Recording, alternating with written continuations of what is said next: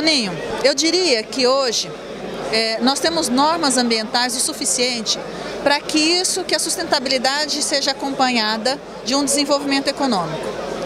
O que eu ainda sinto dificuldade é quando a gente tem que aguardar um Supremo Tribunal Federal, por 4 anos ou mais, decidir se o Código Florestal ele é constitucional ou inconstitucional. Porque essa insegurança jurídica que nos traz um frio na barriga de como é que a gente tem que agir em relação à regularidade. Porque as normas já estão mais claras e o STF decidiu há 10 dias, 15 dias atrás, como é que é o jogo que deve ser jogado. Isso quer dizer o quê? Que nós temos agora sim condições de regularizar nossas propriedades rurais, de realmente saber o que nós temos que fazer com a nossa área de reserva legal, nossa área de preservação permanente, para que nós possamos produzir alimentos que sejam sustentáveis. Porque se eu tenho uma propriedade regular, diante das normas ambientais, eu tenho um alimento sustentável, concorda? Então eu diria o seguinte, as regras estão claras e postas à mesa. O que nós temos que fazer é cumpri-las. E também pedir para que os órgãos ambientais simplifiquem essa situação, desburocratizem os sistemas. E que eu vou mais longe, esse sistema burocratizado não se trata somente da área ambiental. Se a gente sair por outras tangentes, tributária, educação, saúde, nós também temos uma burocracia muito grande. E nós temos que parar com isso e colocar para funcionar o que são as normas. E a norma é muito clara hoje.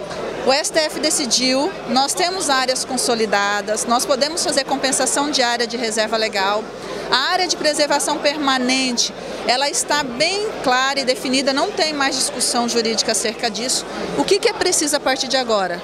Termos boa equipe técnica, fazer o nosso processo de CAR, o processo de PRA, que isso cabe para todas as propriedades rurais do Brasil, conseguir essas ativações e continuarmos economicamente trabalhando. Pronto. De maneira geral, o produtor está preparado, vamos dizer assim, para praticar toda essa legislação que já foi, de maneira geral, vamos dizer, resolvida? Eu acredito que hoje sim. Talvez a gente ainda tenha um momento de transição da confiança. Sabe aquilo que estava todo mundo esperando o STF decidir? Ele decidiu e agora as pessoas sabem o que fazer. Eles estão entrando num momento de transição, mas se a gente fizer um paralelo de 2008 para cá, que são 10 anos depois, que é onde tem um marco histórico importante para as questões da regulamentação ambiental, você vai perceber que todos estão hoje adaptados a essa nova realidade. Todo produtor tem consciência de que é importante ter área de reserva legal, de que é importante ter área de preservação permanente.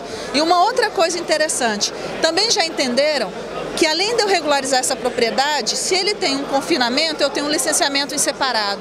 Se ele tem um silo, eu tenho um cadastro em separado. Se ele tem um poço tubular no qual ele faz captação de água, eu tenho uma outorga em separada.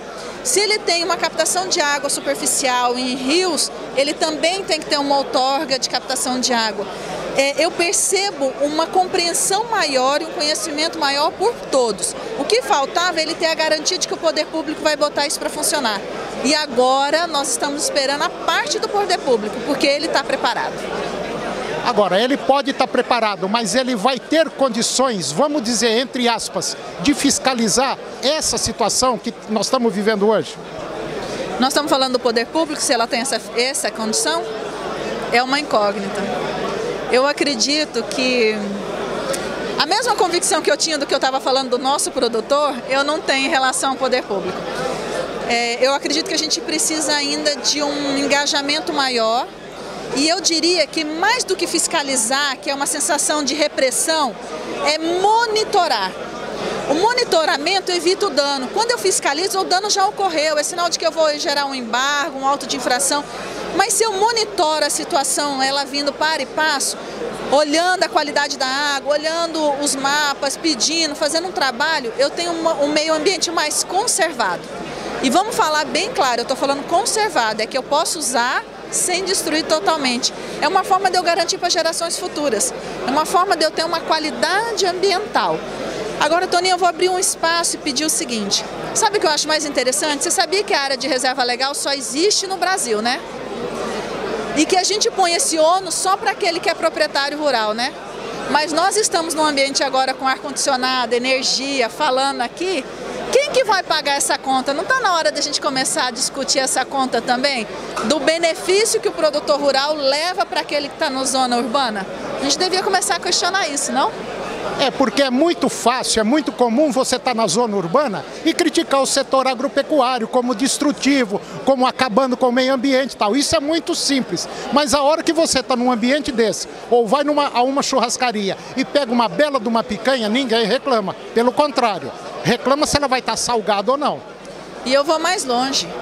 Sabe uma coisa que me lembrou? Você falou da picanha e eu lembrei dos grãos e que eu tenho hoje os cachorrinhos que virou moda, todo mundo tem seu pet, todo mundo é apaixonado e come a melhor ração do mundo. De onde vem essa ração? Do agro.